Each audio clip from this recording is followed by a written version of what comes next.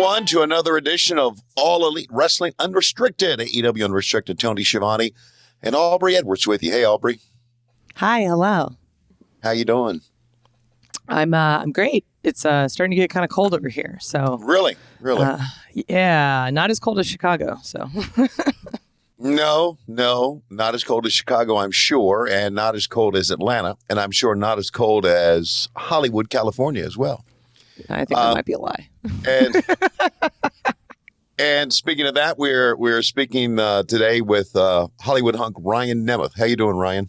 I'm doing awesome. Thanks for having me. It's not cold here. I can confirm. Yeah, I bet. Hey, so first of all, congratulations on your short film, Heel. It got an official selection. Explain what that is and what the award is and where you go from here. Sure, yeah. Heel was a huge project, short film based in the world of wrestling, fiction, and huge undertaking. And our highest honor so far was being an official selection in the Holly Short Film Festival, which is an Oscar qualifying film festival. Right. So the way the Academy Awards works, at least for short films, and the little window I have into how this whole thing works is that there are certain festivals that are prestigious enough to have, if you place highly at those festivals, you're in the running to get picked to be nominated in the Academy Awards. So pretty huge honor, I thought. And I was very, we submitted to a few festivals like that. And it's sort of like, even if you have ins and connections at festivals, which I have a few, like my hometown festival, I used to be an intern and I have other projects that made it in there.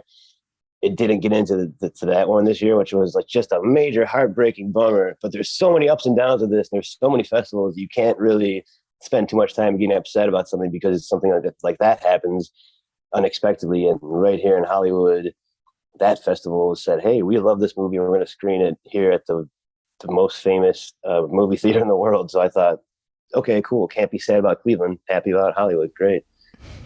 So yeah, pretty exciting. I love it because you say like, oh, we didn't get this one film, but like following your Twitter through this whole process, it just seems like you won every single award.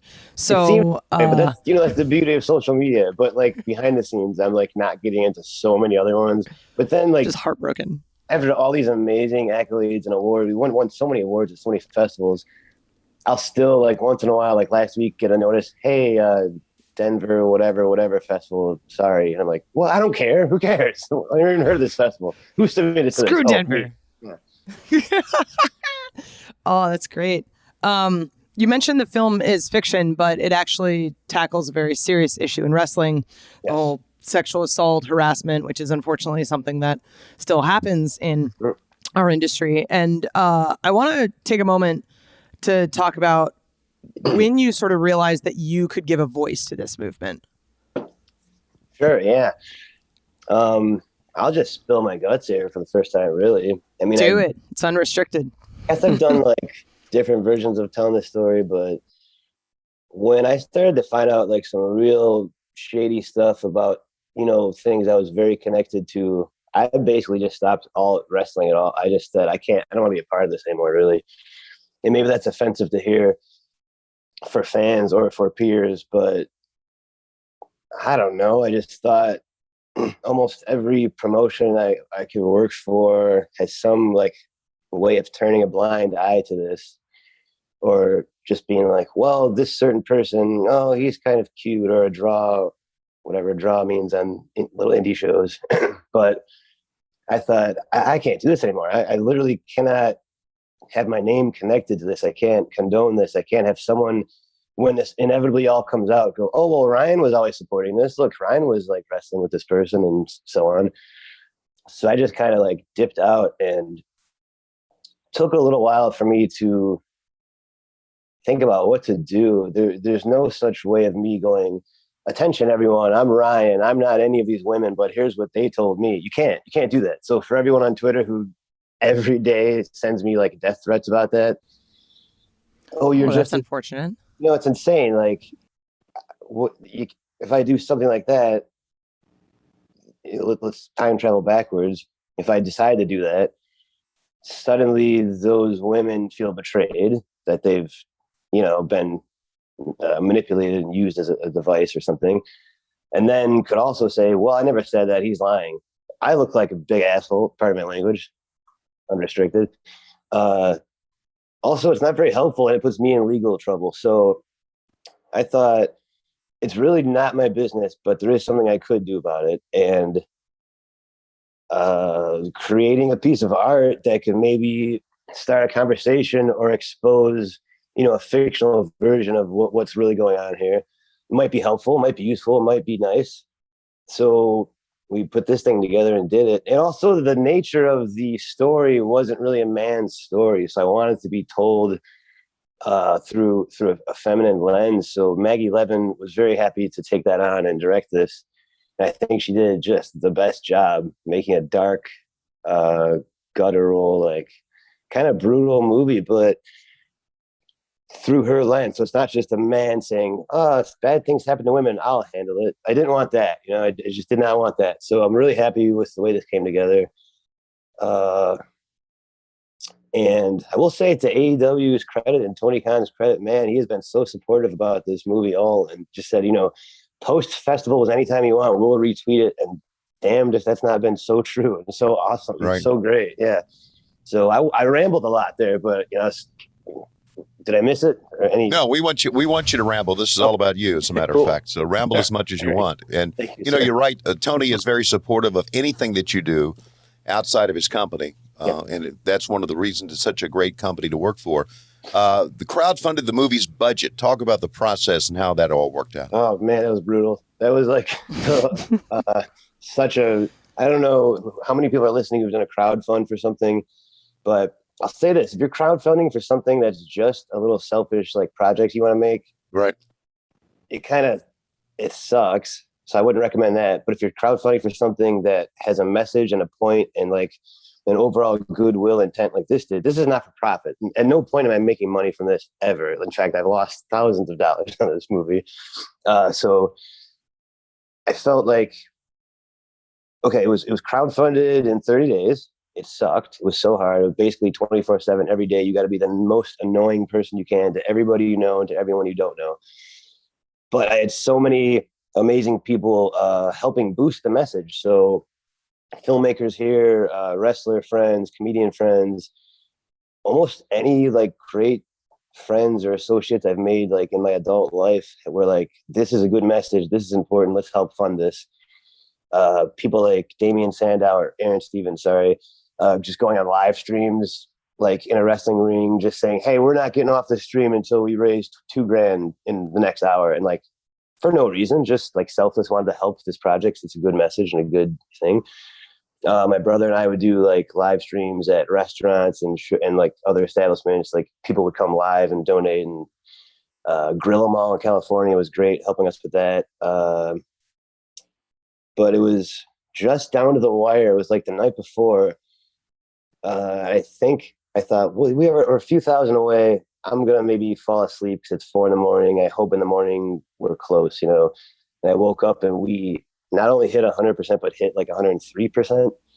Ooh. And I just felt like 100 Christmases, like all at once. And again, it wasn't me raising money because, I want to make a comic book or whatever. It was like, this is something that's going to help people. I know that, That's another thing I decided when I got back involved with wrestling is I didn't want to do it just because I want to have a job and make money. I want to like make things better or do something for other people. So that's been like the last year or so being involved with AEW has been really nice because there's so many avenues to do that. And it makes, I know I'm young and still new compared to so many other people, but it makes being involved in wrestling like feel better. Like it's not just, hey, I'm this cool guy. Like you're doing something, helping somebody, I think, at least. And so we went into the pandemic when Heel was in post-production. So we shot everything, and Maggie had to go shoot like a real movie for Hulu. So we had to kind of like wait for a little while. And I say real because it was like a studio hired her and said, come and do this instead of, a passion project. So your movie's real. It's just on a very small scale. Smaller scale, yeah. Pretty big for a short film, though. Okay, so the pandemic was great because we had all this extra time to work on editing, and we hit some stumbling blocks along the way. Like the first cut we put together was kind of boring.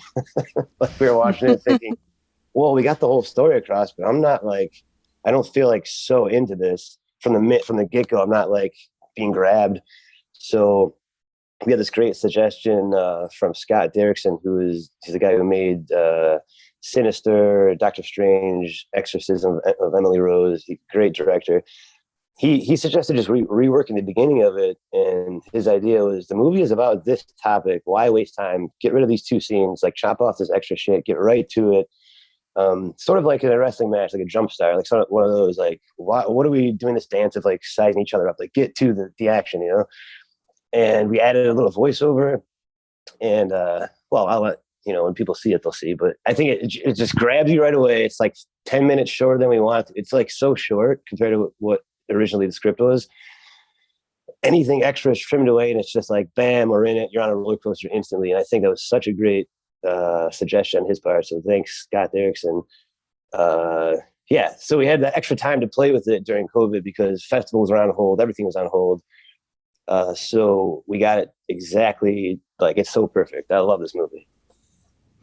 Is there any sort of, obviously, like getting right to the point, but is there any lesson that you learned from making a short film?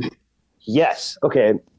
So short film, I guess maybe any film, in my mind, I'm making a movie, but really you make a movie 3 times, which is like, this is like a cheesy thing. You hear cheesy, like, things in wrestling from veterans all the time. Like, they'll tell you, like, well, here's how it goes. Like, I got this one a lot this past year in movie making, which was you make the movie once when you write the scripts, you make the movie the second time when you shoot it, and then a third time when you're editing it. So you might have 3 different films, really.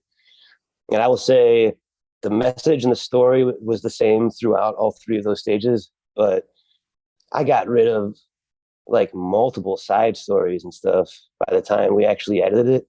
And it just came down to one solid, bam, here it is, instead of, well, this is happening. All that didn't matter, which I didn't know writing it. I didn't know shooting it, but we found out editing it. So yeah, that was the lesson, is that you really make a movie 3 times. You don't make it 1 time. We're talking with the Hollywood hunk, Ryan Nemeth, and you've got AEW Unrestricted. Thanks for being with us.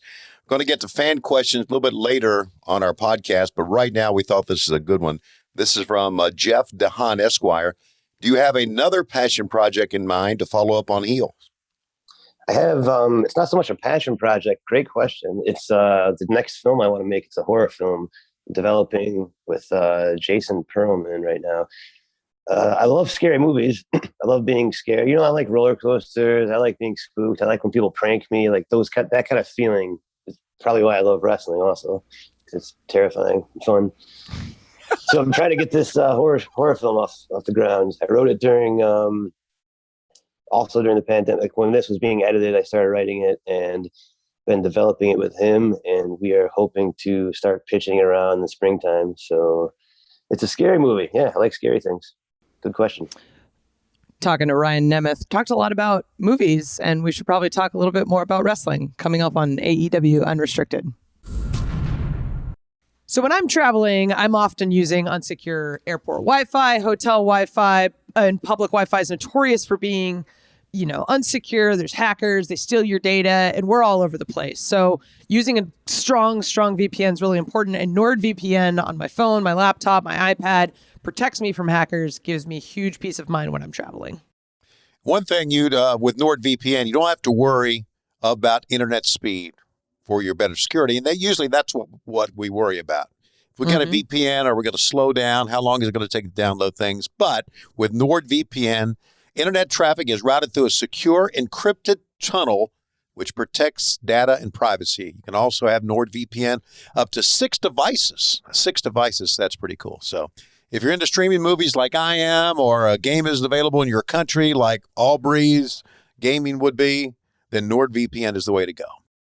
That's right. You can sign up now and take advantage of the Cyber Month deal. Go to nordvpn.com/AEW or use the code AEW to get 73% off. Wow, amazing deal. Off your NordVPN plan plus a bonus gift. Yeah, it's equivalent to buying a cup of coffee every month, a small price to pay for premium security cybersecurity, and access to vast amounts of entertaining content. There's a 30-day money-back guarantee at NordVPN that is not there for you. Absolutely no risk. So sign up today at NordVPN.com/AEW or use AEW to get that promo code AEW to get up to 73% off your NordVPN plan. That's NordVPN.com/AEW or the promo code AEW to get up to 73% off. This is AEW Unrestricted. Aubrey and Tony here with the Hollywood hunk, Ryan Nemeth. We talked a lot about his short film Heel. It's getting all of these amazing awards. But, you know, he took some time away from wrestling, came back. You got introduced to AEW through Amanda Huber. Is that correct? Sort of. I showed up to surprise her and the boy for his big birthday party. So I was great friends with Amanda and Brody back in, Tampa NXT times. And Trent and Luchasaurus were isn't a weird pairing of people? They anybody with Luchasaurus is a weird pairing of people. So they were trying to tell me for a few months, like, you should come they're doing a birthday party for Brody Jr. You should come, like, surprise Amanda and say hi. She would love that. And I said, so I was listening to this and thinking, I just don't want to show up at a wrestling company I don't work for. Like, to me, that's bad etiquette. That's weird. It'll seem like, hey guys, can I have a match? Like, for sure. It's just such a weird, I know everybody does that, but I just didn't want to do that. Got it. And they said, no, like, obviously there's a lot of matches, so have gear on you, but, like, don't make that the deal. Like, just say hi. She would like to have you there. And I was like, all right, sure. So I showed up, and of course, Brody Jr. did not recognize me at all. I used to, back in Tampa, like, years ago, help, Hank, he would be around. Sometimes I'd babysit.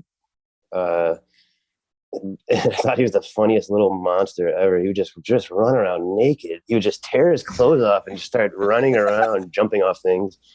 And that was when he was, freshly hatched. So you can't really be mad at him. No, I remember Brody just sitting in a chair, just thinking, there he goes, and just like, so to see him as full -1, like, just embracing, like, everyone just going, yes, be that all the time, was insane. But Amanda was like, oh, there's Ryan, remember him? And she just goes, no. I thought, oh, cool, well, happy birthday, man, great. But I was able to then, I don't know why, I was very flattered and excited, but Tony Khan decided that I would then wrestle Hangman Page on Dynamite the next day. Right. Out of nowhere. Right. That's pretty cool to get your debut on Dynamite. A lot of what that match was supposed to be on Dark. Is that right? I don't know. I just remember walking in the arena the next morning and kind of feeling like I was, I'll tell you the truth. I was a little bummed out. I thought, like, this is a great company here. I sort of wish I was some part of it. I was kind of bummed that the -1 didn't remember me. That's just me being, whatever. Yeah. This is not important. But, Jess Palumbo walked down the hallway next to me on the phone and goes, hey, it's you and Hangman on Dynamite tonight. And I said, what?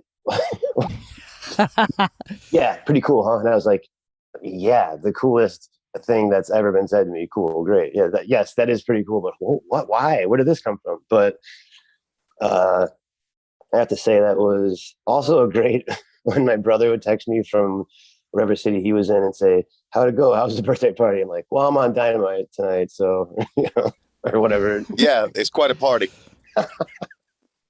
I hope I'm not underdoing this. I was, like, so massively blown away to even be like, hey, you're doing that. Oh, okay, great. Good thing I brought my shorts. And it's the number one lesson in wrestling: always bring your gear. So always you never know bring your gear. Very good. Yeah, absolutely. You are living proof. And I had the few weeks before new gear made just because I sort of wanted to start wrestling again. Anyways, I was doing a lot of during the pandemic stunt work on shows and films that were doing wrestling themed things. So I was doing a lot of in-ring work, just not there weren't really indie shows running by me or that I wanted to be a part. I just felt weird about the whole pandemic thing still. So live matches would only be for a TV show or a music video or something. So this would be like the first, I don't know, in like 7 months or so, real actual match somewhere. So I was pretty fired up and excited about it. I had new gear made that said, I was asking Trent and Luchasaurus, what would be better on my butt? The word hunk or the word something else? And they were both like, definitely hunk would be better. And I thought, yeah, you know what? Because back in NXT times, they would just call me the hunk. Like we'd all go to the beach on an off day or something. And I remember like Trent and Sami Zayn just being like, local hunk, Briley Pierce. There he is. Like local hunk. The way of teasing me would just be like, he's nothing but a hunk, man. So I just was like, you know what? This epitomizes me. I am the hunk. Let's put it on my butt cheek. Sure. And I remember after that match, later in the night, I saw Tony Khan and he goes, okay, Nemeth, you're the hunk, but what kind of a hunk are you? Like very thoughtful, squinted eyes. And I just looked and I said, Hollywood hunk. And he goes, Hollywood hunk, perfect. Let's go. And just walked off. Let's go. That's Tony. Yeah, that's right. Yep. And it felt very, it's vindicating, man. It felt like, I don't know what kind of weird journey I was on the past few years before that. But it felt like a shining light going, yes, you are the Hollywood hunk. And I felt like, yeah, fuck, I am the Hollywood hunk, dude. Let's do it. So he's love it. The whole attitude obviously bleeds through to everything, this entire company, and everybody that's part of it, and every show and match that happens is all just from that little mind going, yeah, let's go, let's do this, yeah. You know? He's so excited. Yeah. Speaking of excited, my favorite faction in AEW is the Wingmen, and we cannot have this podcast without talking about the Wingmen. So we had Peter Avalon on the podcast a while back, and he had said the idea was Christian's idea. Yeah. So how does he approach you with something like that? Like, hey guys, I have an idea. It was the first week that he was there, I think. I think he just saw me standing near JD Drake. And so the story I got was that maybe it was even you. A few people came up to me that day and said, hey, Tony wants to talk to you. Go find him. And it was all like very serious. And I was like, I hope it's good because I can't tell, but okay. I was like on a quest to find him all day. Finally, they were like, go to his office, knock on the door. It's fine. He needs to talk to you. And I was like, all right. So I first time you knock on a door, one of those doors, that's pretty scary, you know? So I just was like, all right. Here's where I get fired. Like, throw the door open, just, you know, like, and he's like definitely busy on the phone with this jacket he's always wearing. He's like, yeah, I can't talk right now, but yeah, you're going to be the wingman. It's Christian's idea. You and JD Drake, and we'll see who else, but like maybe Peter. You guys kind of look funny together, so we're just gonna do that. Okay, cool. Okay, cool. Let's go. And like, Let's go. Yeah, like, that's it. Wait, what?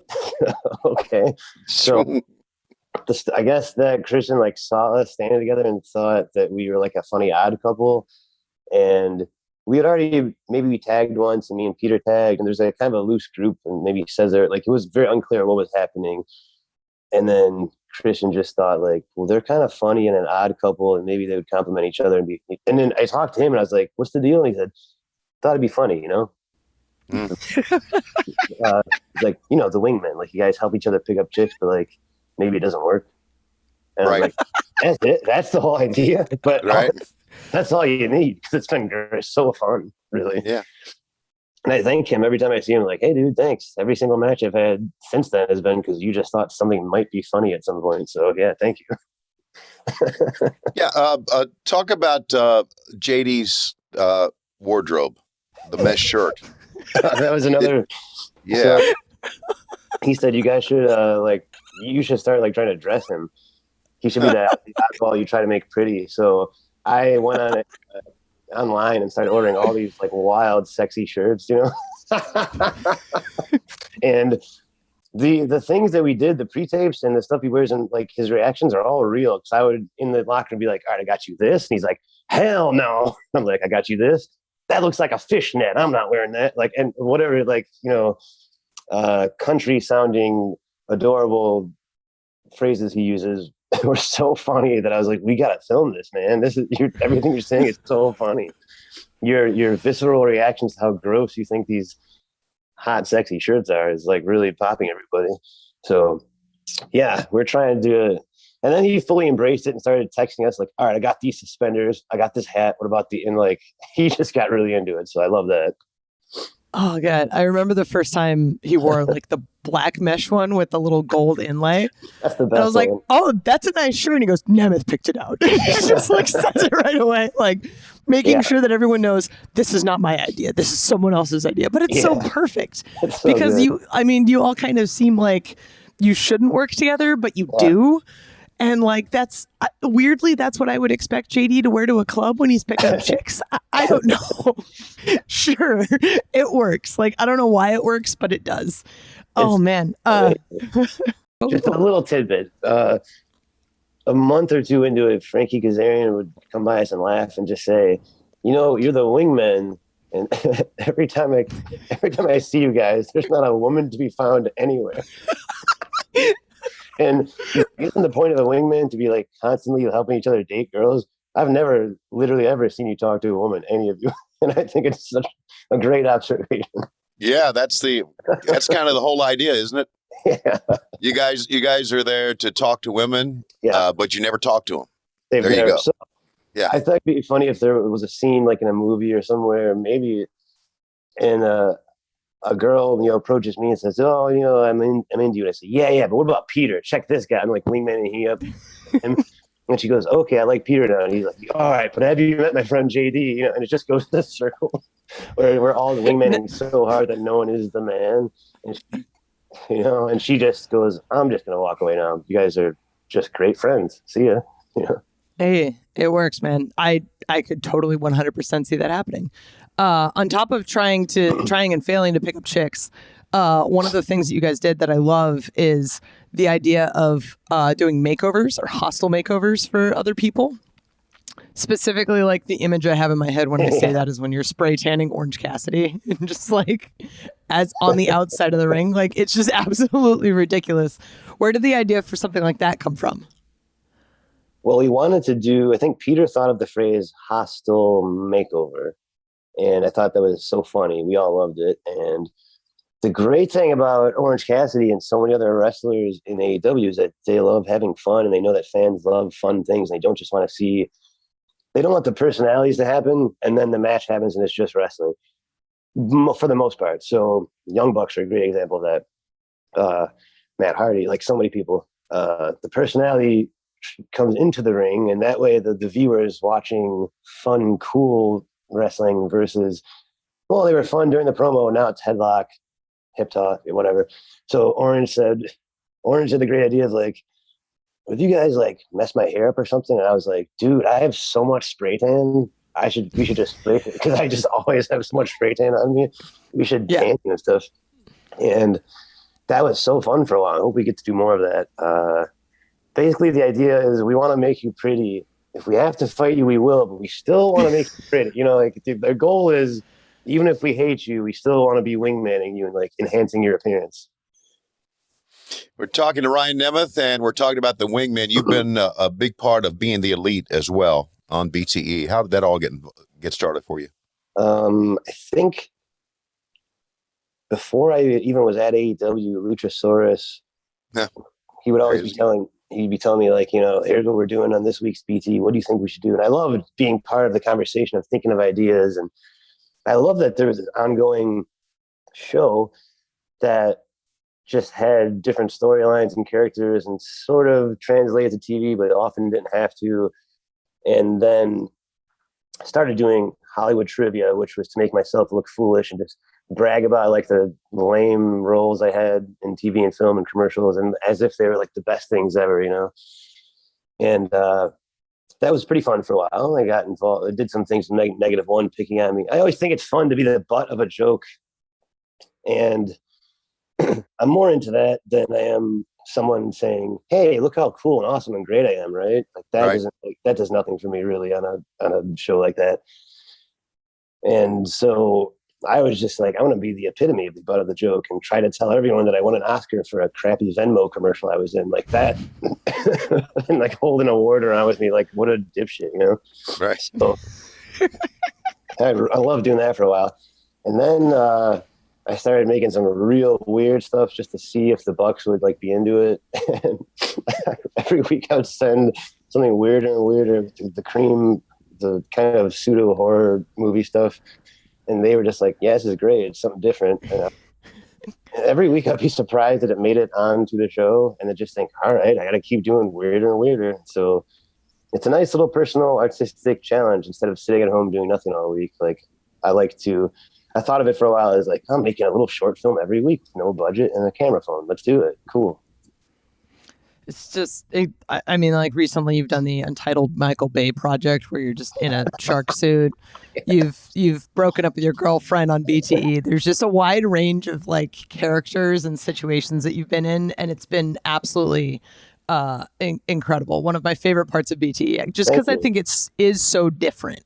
Like, because there's the normal stuff on BTE, there's the behind the scenes, there's the matches, there's the Bucks and their journey, but seeing kind of you and seeing more of the different parts of you and the filmmaking part of you has been super awesome. You mentioned a little bit NXT and being a part of NXT. You got a chance to learn from Dusty Rhodes and a couple other people. What was the most valuable lesson you picked up there? Well, there's so many valuable lessons, really. And I think when people say working there is like a negative thing, sometimes it is, but everything's negative in some ways. I think there's so many amazing people, I would say just visionary, amazing teachers there and peers. A great lesson from Dusty Rhodes is that the thing he always would say is, we're not making wrestling matches, we're making movies. And that's just like, I took that like in my bones, Right. And every Wednesday when we would have promo class, I should say we were lucky enough to work in promo class with him. I took that I didn't take that as wrestling promo day. I always treat it as I'm going to do something wacky, and like just how I do in BT, really. I was so obsessed with Andy Kaufman. Matt, like I couldn't stop thinking about him. I knew a little about him, from the shows you would see. I mean, by the time I was born, he was long gone, sadly. So I knew that as much as anyone else did about him. And one day, I think something I did in promo class made Dr. Tom Pritchard went home and got his just like arsenal of Andy Kaufman books and DVDs. And he like pulled me in the office one day. He goes, "Take these, get out of here." And I was like, all right. And I just digested all of that, watched it, reread it so many times. And I thought of every Wednesday in promo day as like, I need to just trick everybody, the cameraman, my fellow wrestlers, like the referee, every single person in this building. And Dusty was so great about that because he would say, the starting thing was, how much time do you need? 30 seconds or 60 for your wrestling promo today? But I would always do this. I would go, Dream, I'm going to try something a little different today. Is that okay? And he'd go, like, and certain people had that. Not everyone was able to do that, but he was like, this is going to be weird. Let's see, But I knew that whatever lie or like thing I would be pulling, if I had him as an accomplice, it would help it be believed. So I came in one day before the network ever even was a thing. And I said, guys, it's been great working here for 2 years, but obviously my passions are elsewhere. And the WWE network has asked me to come on as a creative consultant. So I'm leaving wrestling, sadly, but I look forward to working with you guys, in other outlets. And they're, I'm working up there now. So I'm pretty psyched. Dream knows all about this, of course. And he just, because he can't not be in on something, he just goes like, yep, So everyone sees him nod and go, wow, Briley is leaving NXT. Great for him. I guess it's a promotion. Cool. And that was my promo for that day. And I came to practice the next day, and I remember Tyler Breeze being like, "What are you doing here? You don't have to come. You don't have to go to practice anymore, dude." And I was like, "That's tremendous. That is tremendous. Good stuff." We're talking Ryan Nemeth. We got fan questions on deck.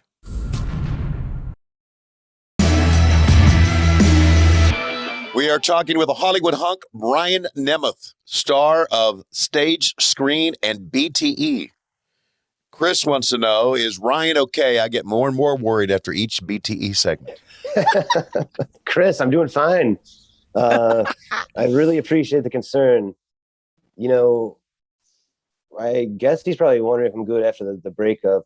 My girlfriend's wondering that too. She is very mad about she was away filming a movie for 2 months, and I was filming a lot in her apartment, and she's like, "Stop doing that." Stop telling people I'm dating Kevin Bacon. He's like, I'm going to actually get in trouble for that. So, I like to push the boundaries. Thank you, Chris. I'm doing fine. Speaking of boundaries, we have a great question from Wyatt Hangman Season. Where did the idea of the cream obsession come from, and how does Michelle feel about it? Okay, that's a good question. Michelle, I'm not going to talk about because I'm not going to spoil anything. That's we got you. Yeah. Stay tuned. The cream is a funny little inside joke between, again, Trent, Luchasaurus, and myself, and I would say maybe a handful of other people, but we used to recreationally drink a version of a White Russian called the Cream Boy. And so I think that and the origins of this are all back in Tampa, NXT, like Hard Knock South gym, but at a certain point, me and Luchasaurus we thought, what if we make a little horror film and like make something very ordinary and boring scary? And we thought, what about whipped cream and shaving, like just cream? And like, that was it. So that's the seed of that. So I've just been exploring that universe and expanding it. Let's go to at Brother Zero. When is the debut of that big time Hollywood cream picture he was working on a while back? What a I love that the people have actually watched these segments, because I get a lot of tweets and stuff that people say, hey, this sucks, get this guy off BT, worst part of BT, get rid of him. So it's very nice to know that there are a few people who are enjoying those segments. Again, it's in the same category as Michelle. You got to be patient. These things are coming. It just takes time. Question from Donut Shop. I absolutely love Ryan's theme and the Sleigh Bells vibe. What are some other artists or songs that you love? Oh, great question. I love music. So Sleigh Bells has been one of my favorite bands for a long time. And I was so psyched when Mikey Ruckus said, hey, I need to make you a song. What are you thinking of? And I right away was like, dude, Sleigh Bells. I love that band. Because the song I was using on the Indies was Kids by Sleigh Bells. I sent him that and I said, don't copy this song. Like, let's just like, I know you won't, but something in this vein. Here are the aspects I like about it. And then let's make it about the Walk of Fame in Hollywood and stuff. And I just cannot believe how perfectly he nailed that. And Emma singing on that. The vocals are so good. I love that song. So I love some punk bands. I like some pop music. I'm kind of into most things. I'm not like super into like heavy metal stuff, but I like a lot of different kinds of music. I think weird things like David Bowie are great. And I like old timey punk, classic punk mostly. The Lawrence Arms are maybe my favorite current punk band. Lady Gaga I like a lot. Doja Cat, Sleigh Bells. Yeah, I love music. Tuesday the 10th wants to know, after a Goofy movie debacle with Eddie Kingston, are you willing to name any other millennial nostalgia classics you haven't seen? On the flip side, do you have any favorite nostalgia films to recommend? Man, he just really let me have it about that. Yeah, so well, he lets everybody have it. Yeah, he does. It's a great film. It's a great film. I somehow had just never seen it. I agree. It was a great film. I enjoyed it a lot. I also had never been to Disneyland ever until this past week. I went a couple days. So I'll admit, there's some things I haven't done, but I was busy doing other things. When Eddie said, how have you never seen You're busy making movies. I don't know. When he said that, and then all my other friends were just like, wait, you've really never seen a Goofy movie? I said, dude, I was like riding my bike outside. I don't know. I didn't watch it. I don't know. So yeah, I'll admit I've missed a handful of things probably. But I'm catching up. I'm doing a lot of that. In fact, this past week, I realized I'd never seen all the way through the first 2 Alien movies. And so I did that the past few days.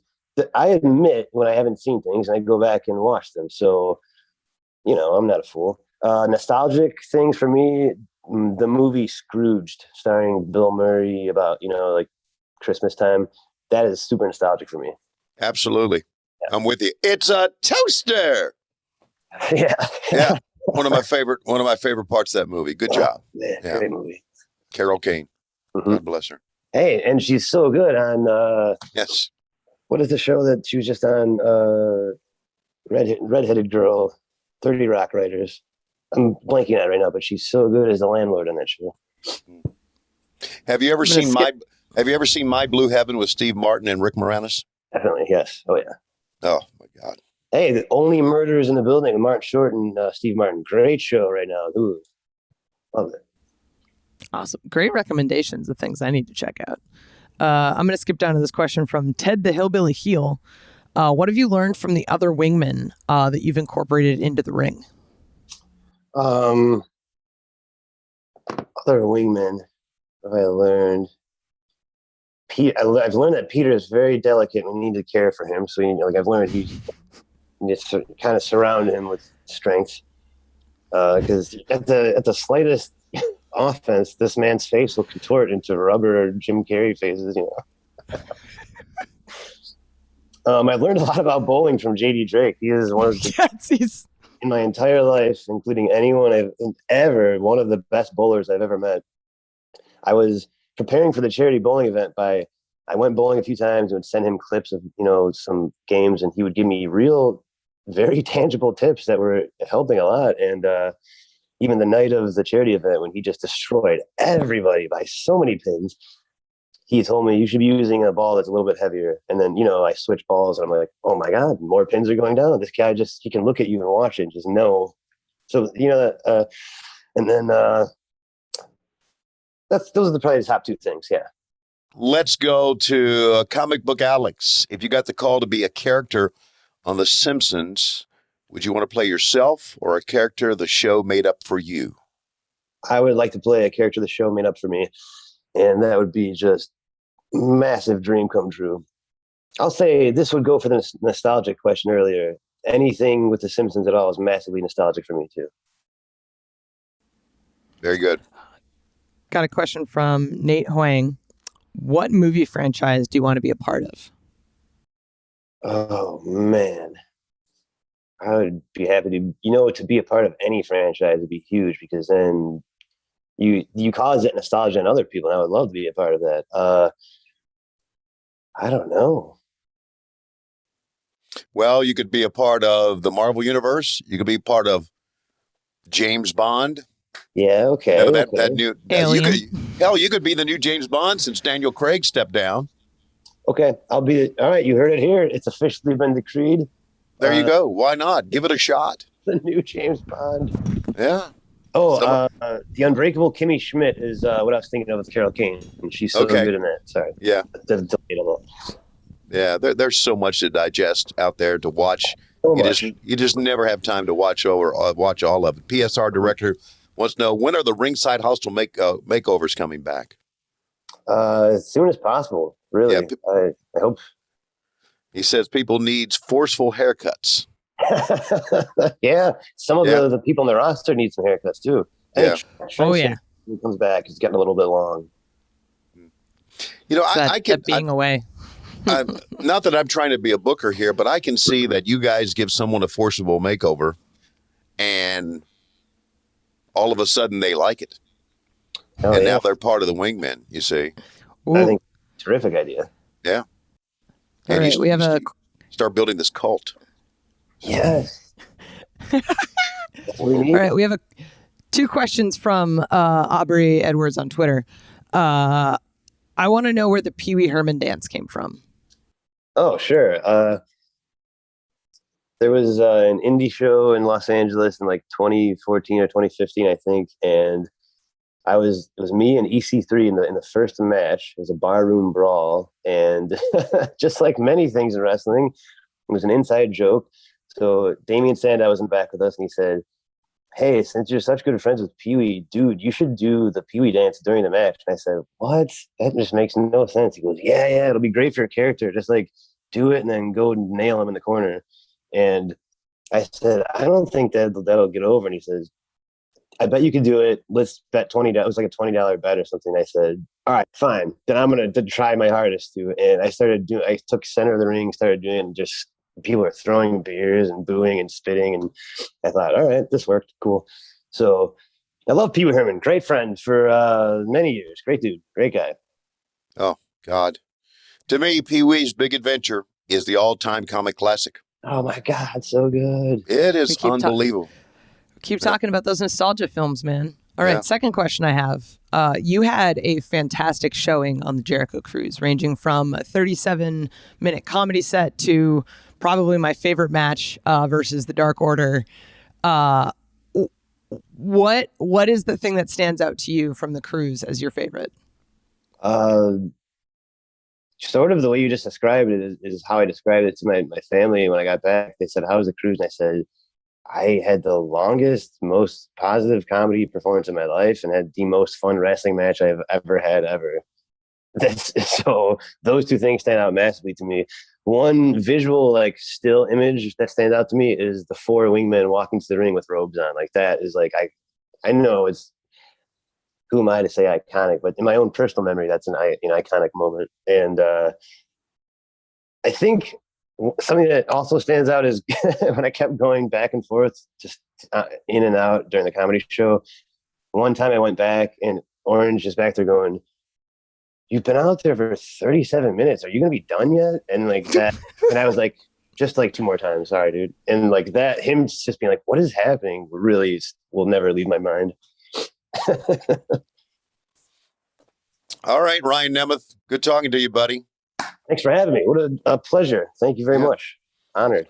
It's great hearing about your success, and hopefully we'll be seeing more of you and more of the makeovers and a lot more of the wingmen very, very soon. You can follow him on Instagram at RyRyNemNem. That's RyRyNemNem. So And good. that's cool. And you can listen and watch our podcast at AEW Unrestricted for free wherever you get your podcasts. The video is on YouTube. Just search AEW Unrestricted. And Aubrey, take it away. We've got Elevation on Mondays on YouTube. We've got Dark on YouTube every Tuesday. We've got Dynamite, 8 o'clock, 7 Central on TNT, when we're moving to TBS starting January 5th. We've got Rampage on TNT every Friday, 10 o'clock, 9 Central. We are taking over the television, much like the wingmen take over your visual looks. Oh, my God. It was a bad segue. Anyway, check us out there. Check us out here. Check us out all these places. I'm Aubrey Edwards, along with Tony Schiavone. Thank you for listening to AEW Unrestricted.